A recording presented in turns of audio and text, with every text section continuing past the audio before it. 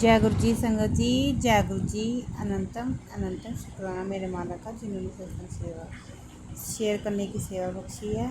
संगत जी, गुरु महाराज के चरणों में कोट कोट नमन। आज का सत्संग गुरु महाराज की कृपा से गली की आंटी ने लिख के भेजा। संगत जी, तो आओ सत्संग शेयर करने से पहले मैं आपके साथ मंत्र जाप करूँगी। ओम नमः शिवाय, शिव जी सदा सहाय। ओम नमः शिवाय, गुरु जी सदा सहाय। जय गुरु जी संगत जी। आंटी जी सत्संग से लिख कर भेजा है और सुनाते हैं। अंकल को एक डॉक्टर मित्र की पत्नी का फ़ोन आया। उसने बताया कि डॉक्टर को दिल का दौरा पड़ा है और वह अस्पताल में कोमा में चले गए हैं। अंकल जब गुरुजी के दरबार में सेवा कर रहे थे तब उन्होंने सुना कि गुरुजी कह रहे हैं कि इस डॉक्टर के लिए जल प्रसाद ले आओ।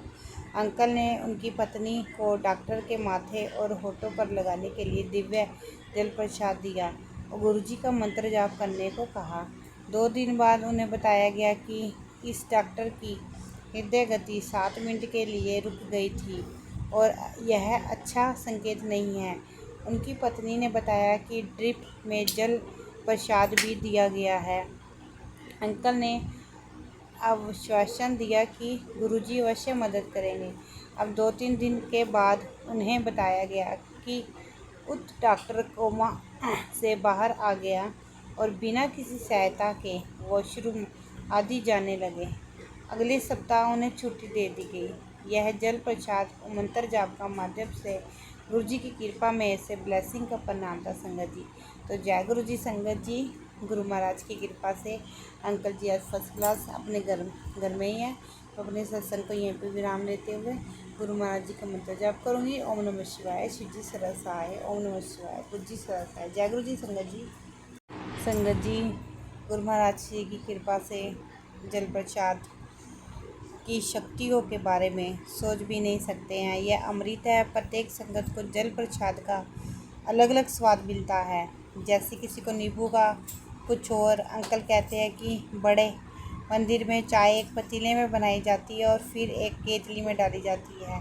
इस केतली में 30 गिलासों में डाली जाती है और अंकल को अनुभव है कि प्रत्येक गिलास में चाय का रंग अलग अलग होता है।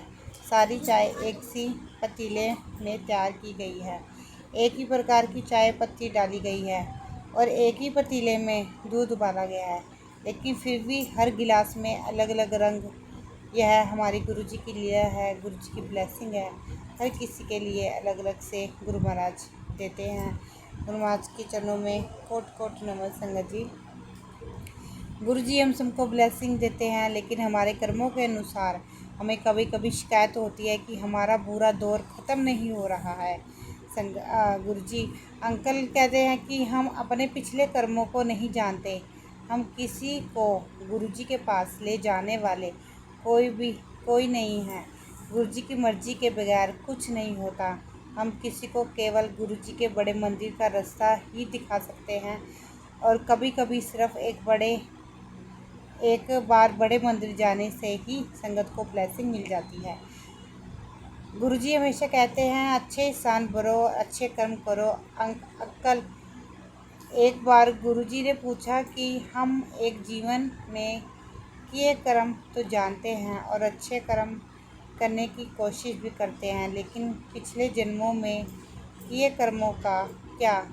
गुरुजी ने यूट्यूब पर एक कहानी दिखाकर अंकल को उत्तर दिया। संगत जी, अंकल ने देखा महाभारत के दौरान भीष्म पितामह युद्ध के मैदान में बाणों की शय पर लेटे हैं। उन्होंने भगवान शिव से पूछा कि आज मैं बाणों की शय पर क्यों लेटा हूँ? मैंने तो कभी कुछ गलत नहीं किया। भगवान शिव के निर्देश पर कृष्ण जी उनके पक्ष और उत्तर देने आए। भगवान कृष्ण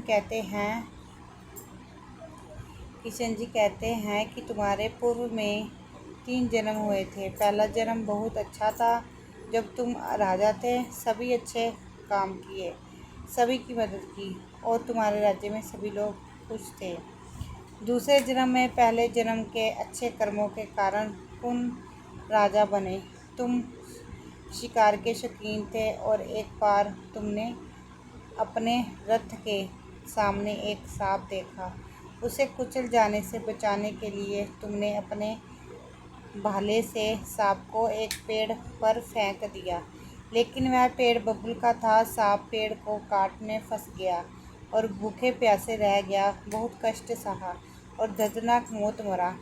इस सांप ने मरते समय यह श्राप दिया कि जिसने मुझे यहाँ फेंका उसे भी ऐसा ही पीड़ा होगी।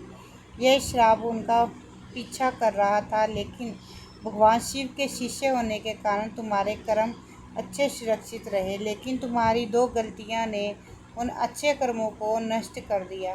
पहली, अपनी बेटी समान द्रौपदी का प्रताड़ित चिरहरण होते देखकर भी तुम मुकद्दर बने रहे, और दूसरी, तुम अधर्म की तरफ से लड़े। यह एकदम सही उत्तर था जो अंकल को गुरुजी से मिला।